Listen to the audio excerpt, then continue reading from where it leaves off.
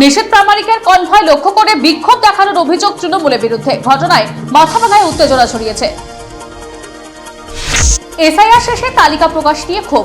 কোচবিহার পাতলাখাওয়ায় পথ অবরোধ করে বিক্ষোভ স্থানীয়দের।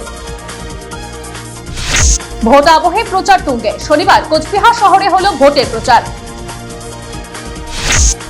এবার বংশীমদনে জিসিপিএতেও অশান্তি। একক সিদ্ধান্তে বিজেপির সঙ্গে গেছেন তিনি। গুরুতর অভিযোগ সহকর্মীদের।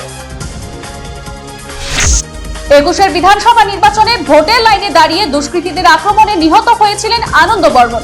২৬ নির্বাচনের আগে তার বাড়িতে গেলেন প্রশাসনিক কর্তারা।